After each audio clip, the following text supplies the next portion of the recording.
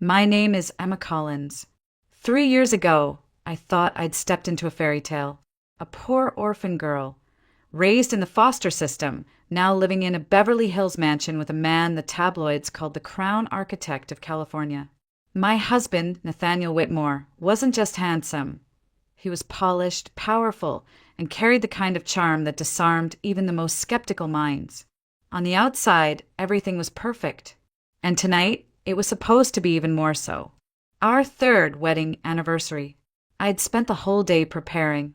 The house glowed in soft gold lights. The dining room shimmered with cut crystal and imported china. And in the kitchen, I stood over a marble island slicing heirloom tomatoes into perfect little crescents for a salad I'd carefully crafted. Dinner would be wild mushroom risotto and butter-basted halibut in a citrus cream sauce, my own recipe. The wine was already chilled. Everything had to be just right. But then it happened again. The knife slipped from my fingers. A sharp twist of dizziness spun through my skull, sending my vision into a kaleidoscope of color and blur. I gripped the edge of the counter, nails digging into the cool marble. My breath came in stabs, shallow, sharp, desperate. The room swirled like a carousel spinning out of control. I managed to lower myself into a chair and close my eyes, counting softly under my breath. 1, 2, 3, trying to still the panic rising in my chest. This wasn't the first time. The spells had started maybe 2 months ago, creeping into my days like shadows. At first, I thought it was stress. Then maybe anemia, dehydration, hormones. I saw doctors. They ran blood work, EKGs, even a full-body MRI. Nothing. Every test said I was perfectly healthy, fit even. They called it sensitivity to barometric pressure, migraines, anxiety. None of it felt right. But what shook me more than the symptoms themselves was Nate's reaction. Instead of concern, he rolled his eyes. "Another episode," he muttered the last time I almost fainted at breakfast. "Emma, I swear if it's not one thing, it's another with you. I can't even remember the last time you were normal. And don't even start about kids. Maybe if you weren't so damn fragile all the time." That's what he said, word for word. While I sat there, pale and shaking, trying to steady my fork so I could finish my eggs, I remember blinking at him, stunned. We'd been married for 3 years, and in that time, I'd cooked every meal, hosted every party, smiled through every one of his mother's condescending comments. I had done everything to be the kind of wife he could proudly show off. But lately, it felt like he didn't want to show me off at all. He hadn't invited me to his last 3 business galas. When I offered to bring him lunch at work, he told me not to disrupt the flow. And when I asked if we could spend a weekend away, just the 2 of us, he said he had meetings. Always meetings. I began to feel like a ghost in my own home, haunting a marble prison I once thought was a dream. And yet, tonight, I still wanted to believe in us. I wanted to believe there was a spark left, buried beneath his coldness and the sharpness of his words. I wanted to believe the man who once kissed my forehead and whispered, "You're the only real thing in my life," was still somewhere inside him. So I pushed aside the dizziness, stood up slowly, and returned to my tomatoes. The knife was waiting. The risotto needed stirring. The fish was almost ready. And somewhere inside me, a voice, quiet but stubborn, said, "Just make it perfect. Maybe then he'll remember why he loved you." The next day, I was cleaning up after lunch when something strange caught my eye.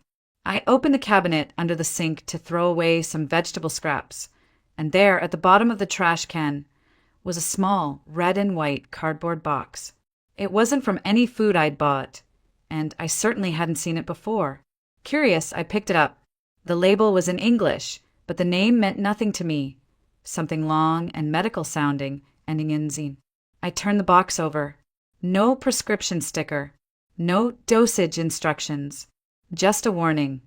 Keep out of reach of children. May cause severe drowsiness, confusion, or cardiac irregularities. A cold ripple crawled up my spine. I walked to my laptop, opened it with shaking fingers, and typed the drug's name into the search bar. At first, nothing alarming, just pharmacy listings and dense medical jargon. But when I clicked into one of the more technical databases and activated the auto-translate, my stomach twisted. It was a neuroleptic, a powerful one, designed to sedate patients with extreme psychiatric conditions. Side effects? Nausea, dizziness, spikes in blood pressure, loss of coordination, heart palpitations. Long-term use could lead to toxic buildup in the liver or even sudden cardiac arrest. I sat back, breathless. This was no antidepressant, no over-the-counter sleep aid. This was a drug used to shut down the brain, and it had been in our trash. For a moment, I tried to be rational. Maybe it wasn't what I thought. Maybe Nate had it prescribed for something he hadn't told me about. He was always stressed, running that company, meeting deadlines, impressing investors. Maybe he was too proud to say he needed help.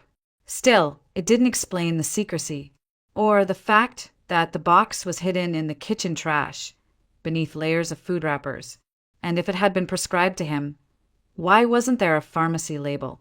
Why was everything written in English, with no trace of a local pharmacy or insurance code? I picked up my phone and dialed him. He answered on the fourth ring, his voice curt. "Emma, what is it?" "I'm in a meeting." "Sorry," I said quickly. "I didn't mean to bother you. I just found something strange at home and wanted to ask." "What now?" he snapped, and I heard papers rustling in the background. Did the espresso machine blink twice? Did the marble look sad today? No, I hesitated. I found a box in the trash. A medication. I looked it up. "It's serious stuff, Nate. Do you know anything about it?" There was a pause. Then he laughed, short, sharp, mocking. "Are you seriously calling me in the middle of my day about garbage? What the hell, Emma? Are you that bored?" I just thought maybe someone brought it into the house. A visitor, a contractor, or maybe you. "Oh my God," he cut me off. "You really are losing it. You know what? Why don't you take that paranoia and turn it into something useful? Get a facial, go shopping, or better yet, enroll in yoga and sweat the crazy out of your system." I swallowed the lump forming in my throat. It just seemed strange. That's all. "You're strange," he said coldly. "You sit in that house all day doing what exactly? Stirring risotto and building conspiracy theories? Jesus, Emma, grow up." Before I could respond, the line went dead. I stood there, phone still pressed to my ear, the silence buzzing in my skull. I didn't cry. Not yet. Not this time. Because something inside me was shifting. His words didn't just hurt, they confirmed something I had been too afraid to name. Someone wanted me sick. Someone wanted me quiet. And I was done pretending not to see it. The night of our anniversary arrived with unsettling stillness. The air outside was warm, humming with the quiet buzz of sprinklers and distant traffic, but inside the house it felt too still, like the calm before something breaks. I stood in front of the mirror for nearly an hour.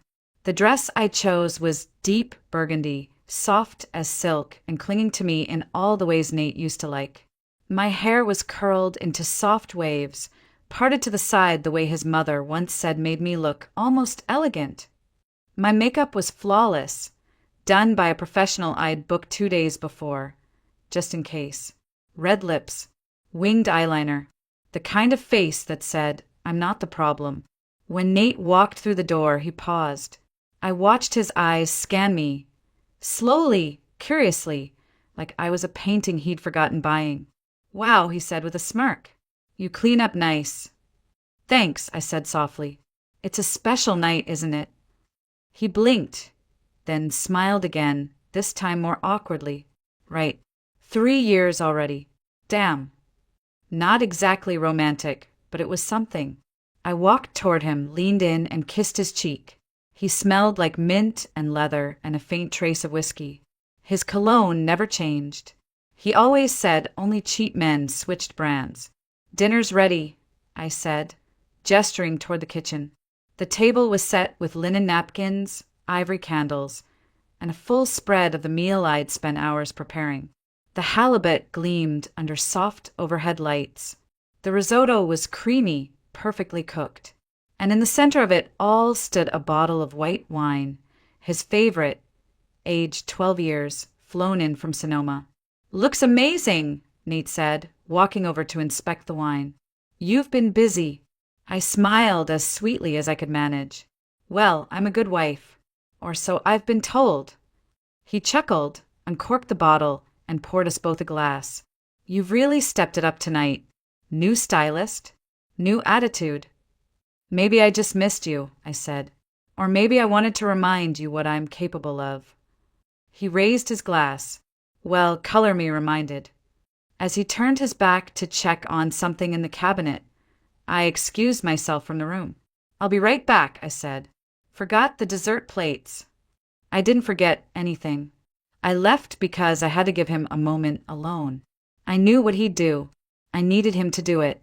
The camera I had hidden above the stove was small, nearly invisible, its lens no larger than a peppercorn, but perfectly angled to catch the table.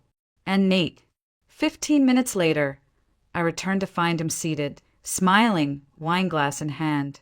"I poured for both of us," he said, gesturing to the 2 filled glasses. I nodded. "Thank you. Try it. It's amazing. Might be the best vintage you've ever picked." I reached for the glass, hand steady, lips soft. "To us," I whispered. We clinked. I brought the glass to my mouth, took the tiniest sip, and smiled. The dinner passed like a scene from a movie. Nate was charming, suspiciously so. He complimented the food, asked about my day, told a story from his office that almost made me laugh. It was the most pleasant conversation we'd had in months. For a moment, I almost let myself believe this version of him. But it was a lie. All of it. A performance meant to distract me, to soften the edges before he slipped the blade in deeper. After dinner, I stood up to clear the dishes, and that familiar wave of dizziness crashed down on me again. The room tilted. My knees buckled slightly. "Whoa, Emma!" Nate caught me, one hand at my elbow, the other at my back. "You okay?" "Just lightheaded," I mumbled. "Probably the wine. Or maybe the heat. I just need to lie down." He helped me to the couch, brought me a glass of water, even tucked a blanket over my legs. "You sure you don't want a doctor?" "No," I whispered. "You've done enough." He didn't hear me. Or maybe he did, and just chose not to understand. At sunrise, I padded into the kitchen barefoot, my silk robe brushing the floor behind me like a ghost. Nate had already left for the office, as usual. The house felt hollow without the sound of his footsteps or his cologne lingering in the hallway. For once, I was grateful for the silence. I moved toward the upper cabinet, reached for the hidden camera I'd planted 2 nights earlier, and cradled it in my palm like it might shatter. My heart thumped louder than the quiet around me. Every bone in my body was vibrating. I carried the device to my laptop, plugged it in, and watched as the footage began to load. At first, there was nothing unusual. Just me and Nate at the table. Small talk. Laughter that felt too smooth, too rehearsed. Me excusing myself. Him sipping his wine. But then there it was. Nate reached into the inside pocket of his blazer, pulled out a tiny packet, barely the size of a sugar pouch. He glanced around, pointless, considering he was alone, and poured half the contents into my wine glass. The rest he sprinkled into my salad, then stirred it gently with the wooden spoon I'd left by the plate. My breath caught. It wasn't an accident. It wasn't some misguided experiment. It was precise, deliberate, calculated. I paused the video and leaned closer to the screen. The camera was grainy, but I could still see the logo on the packet, red and white. The same brand I found in the trash. The same drug that could scramble a nervous system like eggs in a frying pan. I hit play again. I watched myself re-enter the frame, smiling, trusting, sitting across from a man I once called home. I watched him hand me the poison wine, and I watched myself drink it. My stomach turned. I reached instinctively for my abdomen, as if the poison was still inside me, as if it were still working its way through my blood. But I knew better now. I sat there frozen for what felt like hours, not crying, not raging, just still, like my soul had stopped moving, like time had been holding its breath with me. And then something inside me clicked. I didn't confront him. I didn't call the police. Not yet. I needed more. I needed to understand why. Why would a man like Nate, wealthy, respected, admired, try to eliminate his wife like a character from a bad murder novel? Was it the inheritance? The insurance? Or something, someone? For the next month, I played the part. I cooked. I smiled. I wore the jewelry he gave me and laughed at the dry little jokes he told. When he brought me tea or cocoa or fresh squeezed juice, I'd take a sip, just enough to fool him, and then pour the rest into the planter in the hallway when he wasn't looking. I kept count. 15 drinks, 7 bowls of soup, 3 desserts, all of them laced. The strangest part? The better I faked being sick, the more affectionate Nate became. He tucked me into bed, kissed my forehead, ordered flowers, white roses, every morning without fail. He even sang to me once, whispered something soft in the dark, like, "I just want you to feel peace." Peace, as if I were already dead. I began to wonder if he was mourning me before I was gone, if in his twisted, cinematic mind he thought he was doing me a favor, slowly slipping me away, petal by petal, until I disappeared completely. But I wasn't going anywhere. What he didn't know was that every bite I pretended to eat was evidence. Every camera angle, every packet, every soft-spoken lie was adding up. I documented everything.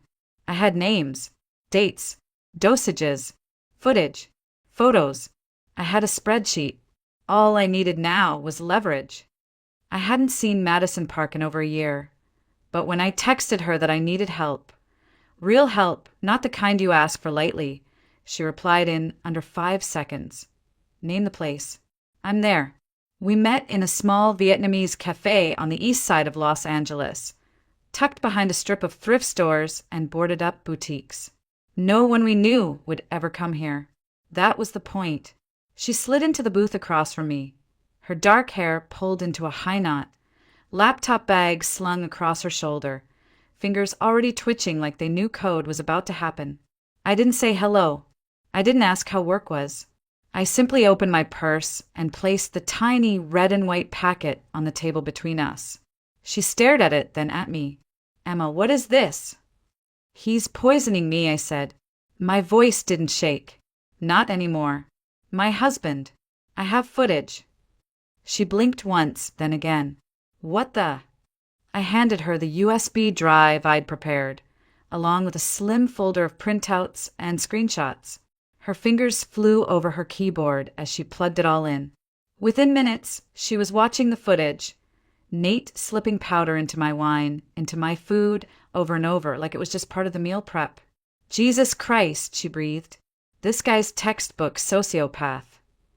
"No, he's worse," I said quietly. "He's calculated. He knows exactly how much to give me.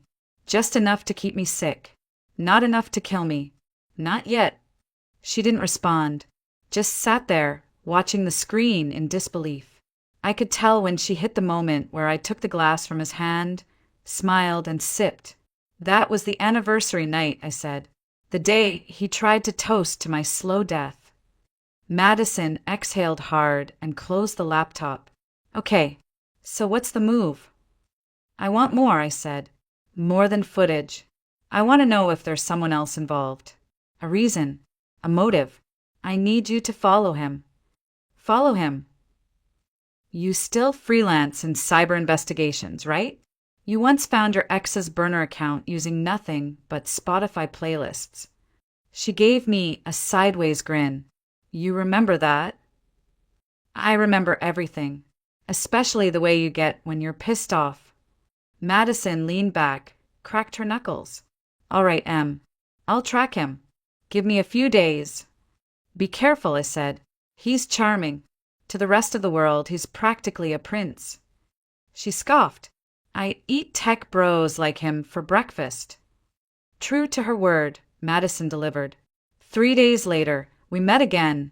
Same booth, different outfits, same lingering scent of fish sauce in the air.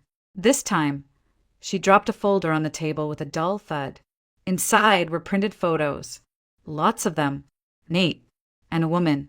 Tall. Slender. Voluptuous. Dark curls, powder blue eyes, skin like porcelain, and wearing scrubs in some shots. In others, a designer trench coat, sunglasses perched high, her arm laced through Nate's like she'd always belonged there. She's a nurse, Madison said. Angela Rivera. Used to work in private wellness clinics. Left under weird circumstances. Some quiet settlements. Word is, she knows her way around medications, off the record. I didn't flinch. I just stared at the image of my husband kissing another woman in the parking lot of a boutique hotel. 3 times a week, Madison added. Same time, same place. I slid the folder back into my purse. That was it. That was the why. I waited until the house was quiet, until the wine was poured, until he looked at me like I was something soft and breakable, the way you'd glance at a vase you were planning to knock off a shelf. That's when I placed the camera and the folder on the table between us. Nate's brow furrowed. What's this? I didn't answer. I just clicked play. He watched. His smirk faded. His shoulders stiffened. And when he saw himself, clear as day, slipping powder into my wine, his mouth parted slightly, like air had been sucked from his lungs. I didn't blink. He reached for the folder next. Flipped it open. His eyes scanned the photos, him and Angela kissing in the hotel lot, her hand in his back pocket, her name linked to unregistered prescriptions. I watched his throat bob as he swallowed. And then I spoke. You have 2 options, I said, my voice low, calm, surgical. Sign the divorce papers, I prepared, or go to prison for attempted murder. He said nothing. Don't bother denying it, I added. I have everything. Video, timestamps, the powder, your fingerprints, her pharmacy records, and witnesses if I need them. His jaw clenched. You've been spying on me. I leaned forward. You've been poisoning me. A pause stretched between us like a chasm. Then he laughed, cold and sharp and venom-laced. Wow, he said, shaking his head. I guess you're not as stupid as you look. I smiled just a little. And you're not as smart as you think. His face hardened. You think you're walking away with everything. I'm walking away with my life, I said. You can keep your money, Nate. Your precious cars. Your custom suits. I'm not here for any of it. I never was. His eyes darkened. You're bluffing. I reached into my bag and pulled out a printed copy of the divorce documents. Signed. Notarized. Complete with the clause stating I wanted no share of his post-marriage assets. You'll notice, I said, I'm not asking for a dime of yours. I'm only taking back what's mine. You ungrateful, he started, but I cut him off. You almost killed me, I whispered. Every day for a month, you fed me poison with a smile. Don't you dare talk to me about gratitude. He stared at me for a long time. And then, slowly, he exhaled through his nose and sat back. Fine, he said. I'll sign your damn papers. I didn't thank him. I didn't flinch. I simply slid the pen across the table. He signed. And just like that, it was done. But as I gathered my things, ready to walk away from the marble floors and designer fixtures, and the man who once told me I was the safest place he'd ever known, he said one last thing. You know I never wanted to marry you, right? I paused, hand on the doorknob. My parents forced me, he continued, voice like acid. Said you were good for my image. Poor little orphan girl with sad eyes. They wanted me to look human. I just wanted to look powerful. I didn't look back. I opened the door. But before I stepped outside, I whispered, Then I guess we both wore masks, didn't we? And I left. After I left Nate, I didn't go to a hotel or a friend's guest room. I went straight to the only person who might still know who I was before all this, or who I used to be. His name was Leon Brooks. We grew up in the same foster group home on the edge of the city, back when our lives fit inside garbage bags and every adult we met was either a savior or a threat. Leon was the kind of kid who memorized the names of every caseworker and knew how to tell which ones actually gave a damn. Now he was a police officer. A good one. The kind who still carried pieces of his childhood like hidden shrapnel. Quiet, sharp, and buried deep. I called him from a payphone. I didn't want Nate, or anyone tied to the Whitmore family, tracking my phone. "It's me," I said. A pause. Then, "Emma Collins." I exhaled. "The one and only. Can we meet?" He didn't ask why. Just said, "Tell me when and where." An hour later, we were sitting in a booth at a diner that smelled like old coffee and fried onions. I hadn't touched my tea. He hadn't taken his eyes off me. "Tell me what's going on," he said. So I did. Not everything. Not the poisoning, not yet, but just enough. I told him I needed help finding out who my parents really were. I told him I didn't remember much from before the crash. Just flashes. The smell of pine, a red scarf, someone singing to me in another language. He nodded slowly. "You said the crash." "What crash?" "The one that killed them." That's what the file said at the group home, that they died in a car accident. No living relatives. Leon leaned back, folding his arms. "Emma, Collins isn't your real name, is it?" "No. It was assigned to me when I entered the system. I was 3. I don't even remember my real name." He tapped his fingers against the table. "You want me to dig?" "I want the truth," I whispered, "no matter how ugly it is." He nodded once. "Then give me 3 weeks." Exactly 21 days later, he called. "Come to the station. Now." I didn't ask why. When I arrived, Leon was already waiting in his office. The door closed behind me, and the world got very quiet. He placed a file on the desk between us. It was thick, worn at the corners. Inside were photographs, some old, some recent. Legal documents, death certificates, bank transfers, property titles. "You ready?" he asked. I nodded. "Your name, your real name, is Julia Lavrov." The name felt foreign on my tongue, like trying to speak with someone else's mouth. "Your parents," he continued, "Svetlana and Boris Lavrov, Russian-American immigrants. They owned a massive sports equipment company based out of Chicago. Multi-million-dollar contracts with Europe and Japan. Real power players." "I never knew," I said softly. "You were never supposed to," he replied. I looked at him. "What do you mean?" He let out a breath, leaned forward. "The Lavrovs' business partners, the Whitmores, your ex-husband's family, they wanted the company. Badly. But your parents wouldn't sell.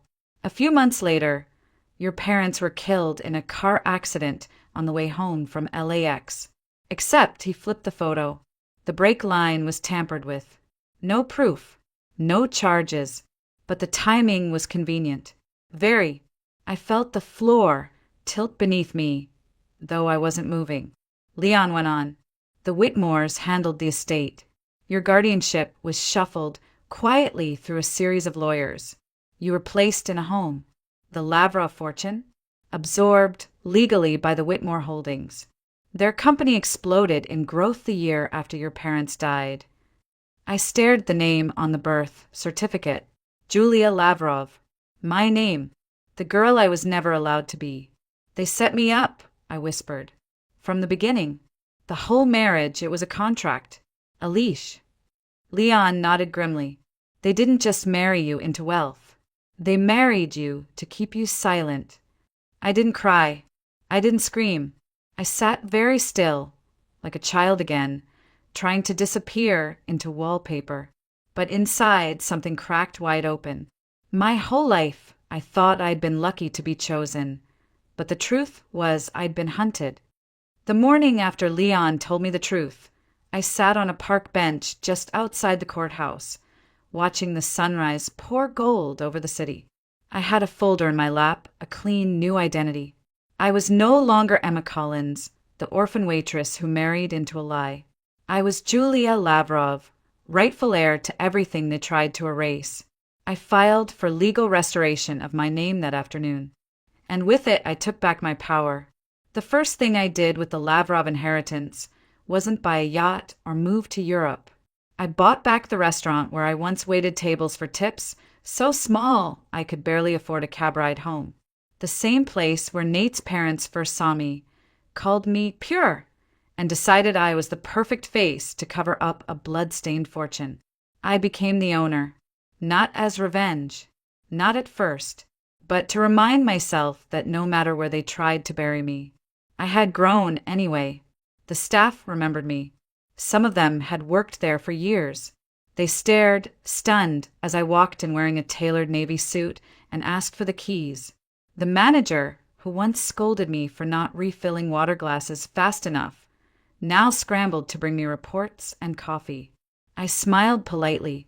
"Thank you, Mr. Daniels. But remember, the floor opens at 9. Let's make sure everyone's on time." Running that restaurant didn't just give me back my footing. It gave me purpose. I renovated the kitchen, upgraded the menu, started mentoring young women who'd aged out of the system like I had. I told them, your past doesn't get to dictate your worth. And then, one strange morning in early fall, I met him. His name was Alex Ramirez, a contractor, tall, soft-spoken, with calloused hands and tired eyes. He came to fix a plumbing issue in the back kitchen, and brought along his son, Ivan, a quiet, scrappy boy with a mop of blonde hair and mismatched shoelaces. While Alex worked, Ivan sat in the corner with a comic book and a granola bar, occasionally looking up at me like I was from another planet. I made him cocoa. He smiled and said thank you. It was the kindest moment I'd had in weeks. Later, when Alex finished, he apologized for bringing his son. Said he had no one to leave him with. His ex, well, she was complicated. I nodded. So was mine. We laughed. It wasn't much, but it cracked something open. Weeks passed. Alex came back to do more repairs. One day, he invited me to dinner, not at some overpriced rooftop bar, but at a park, with sandwiches and lemonade. Ivan came, too. He handed me a flower he picked from someone's garden and called me Miss Julia. I hadn't felt warmth like that in years. We dated quietly, then seriously. And months later, we married in the restaurant I now owned. Under fairy lights, surrounded by people who didn't care about money or legacies or designer gowns. Just love. Just truth. And then came the ultrasound. Twins. 2 boys. I cried when I saw their hearts flutter on the screen. Not out of fear. Not from trauma. But from the strange, holy peace that washed over me. I was safe. I was whole. And far away, in a crumbling 2-bedroom condo on the edge of downtown, Nate Whitmore sat in a folding chair watching dust gather on trophies that no longer mattered. After our divorce and the public scandal surrounding the Whitmore estate, the business deals dried up. Investors pulled out. Contracts vanished. His mother, Victoria, once draped in diamonds, was now pleading with banks to refinance what was left of their properties. The house was sold. The name ruined. I never filed charges. Not because I forgave him, because losing me was already the harshest sentence he could serve. He would live the rest of his life knowing that the girl he tried to erase now owned the very world he tried to cage her in. I visited my parents' grave that spring. I brought white roses. I wore a simple dress. I kneeled beside their names and whispered, I found the truth, and I found love. I'm safe now. And then, just as I stood to leave, a small hand tugged at my sleeve. Ivan, are you talking to your mom and dad? He asked. I nodded. Can you tell them I said thank you? I blinked, smiling through the tears. Why, sweetheart? He looked up at me, all wonder and sincerity. Because they gave me you.